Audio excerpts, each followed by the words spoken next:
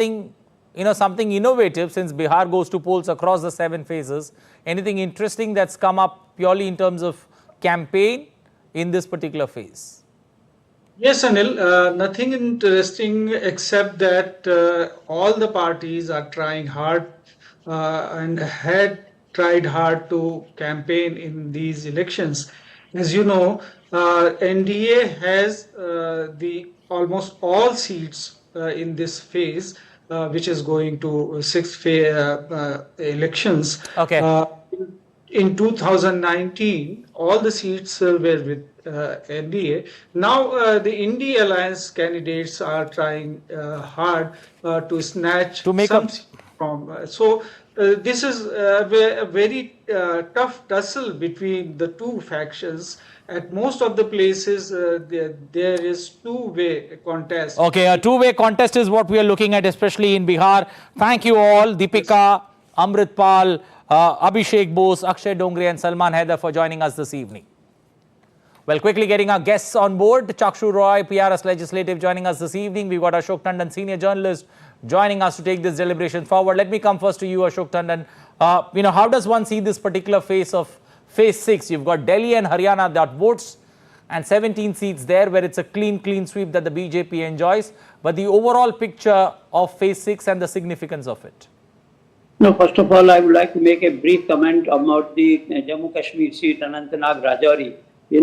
Election in the valley is significant from the international point of view also. Okay. And the polling percentage which we have seen increasing in the earlier phases is a very significant thing. Now, in the next, tomorrow, if there is a significant increase in the poll percentage, I think that will mark the success of elections in Jammu and Kashmir. Okay. Whoever wins is rather immaterial from the point of view of Jammu and Kashmir.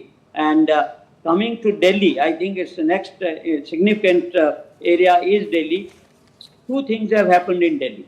Number one, when Aam Aadmi Party wiped out Congress and won assembly elections twice. At the same time, in 2014 and 2019, BJP won all the 7 seats. Now, this is very significant. True. That means the electorate of Delhi is so clear about the national and the local issues that when it comes to national issues like security and overall image of India abroad, then they select and they choose BJP and they want a strong central government, they choose a strong leader. When it comes to the assembly elections, they don't want Congress back, so they voted for the Aam Aadmi Party. Now this time a new element has been injected, that is alliance between Aam Aadmi Party and the Congress. See, Congress used to be a dominant party, but this time they are playing a second fiddle, and in fact it is the other way around. Aam Aadmi Party has left 3 seats for Congress and keeping 4 with itself. In lieu of that, Aam Aadmi Party has got 1 seat in Haryana, that is Kurukshetra. So whether the transfer of vote from Aam Aadmi Party to Congress or from Congress to Aam Aadmi Party, will it take place? Because in the 2019 election, BJP won more than 50% vote on all the 7 seats. Now, even if the vote is combined, and as compared with 2019, BJP still has an edge in all the 7 seats. BJP having an edge there. Chakshu, a quick thought, especially when it comes to Bihar. I was reading an article of the 2019 elections, as I headed into the show, and it spoke about Bihar, money, muscle power packing a punch in phase 6. The same phase 6 we are looking at this time around. Things don't change 5 years later.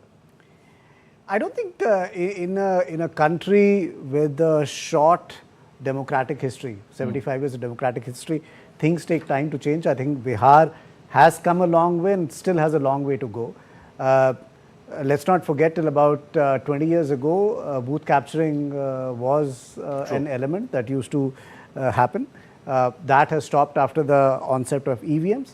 And that brings me to a historical nugget, because on the show, you're always looking for things which are interesting. And I know we have very little time, but Delhi is a historical election because EVMs, one of the pilot of EVMs in council elections happened in Delhi. Okay, I've got 2 more correspondents waiting. I need to go quickly to them. Dimendu joining us from West Bengal, Vishal Baristo joining us from Midnapur. I'll request both of you to keep your answers short. I've got 3 minutes on the clock to wind this show up. Dimendu, coming first to you. West Bengal, the seats that go to polls. Anything interesting that we can look forward to, especially in the battles, the war and the battles that flow between them?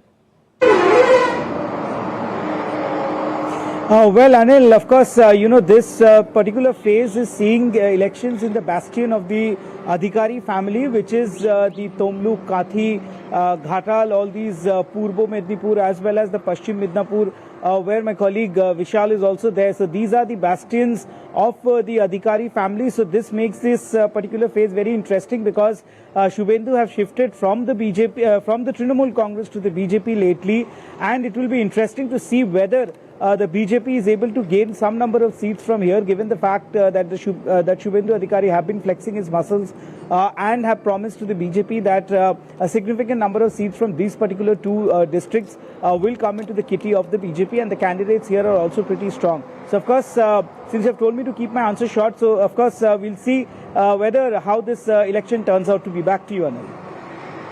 Okay, shifting quickly to Mednipur, from where Vishal joins us. Vishal, that's an interesting battle there for that seat, especially between a cine television star taking on BJP's foes there. How do you see this election battle play out? Well, Anil, a very good evening to you. I thought that you won't be coming to Bengal, but thank you for coming to me. Let me tell you that it's not only about the seat itself, because Dilip Ghosh, who was a sitting MP, BJP has changed its seat and it has given the ticket to Agnimitra Paul. And Agnimitra Paul also has a connection with the Bollywood. She is a fashion designer. In fact, she used to design for Mithun Chakrabarti, and he himself told me when I interviewed him during the road show, Mithun Chakrabarti came out to seek votes for Agnimitra Paul, and she's taking on June Malia, and June Malia is very confident that her screen image, her real image would also benefit her in the real life. But it would be very interesting to note how the electorate responds, because TMC is going all alone and it has refused alliance with INDIA. So it would be very interesting to note how much it gathers, it takes a position, or it tries to attract attention of the electorate, because it's been an anti-incumbency against the state government here as well. Okay, thank you both, Vishal as well as Dibendu, for joining us this evening. Well, the Great Indian Election is your one-stop show on weekdays on all that matters in India's election. A quick look at what's in store on Monday night. Northern states of Punjab, Himachal Pradesh and Union Territory Chandigarh go to polls in the 7th phase. Will the summer heat have a bearing as BJP looks for a clean sweep? Or will Congress and AAP be able to put speed breakers with a high-pitched campaign in the region? Watch why the states of Punjab and Himachal Pradesh matter, along with Chandigarh, on the Great Indian Election at 8:30 p.m. IST, only on DD India. Well, thank my two guests joining us this evening, Chakshu Roy and Ashok Tandon, for taking time out joining us here. With that, it's a wrap of this edition of the Great Indian Election. Goodbye, stay safe, good night.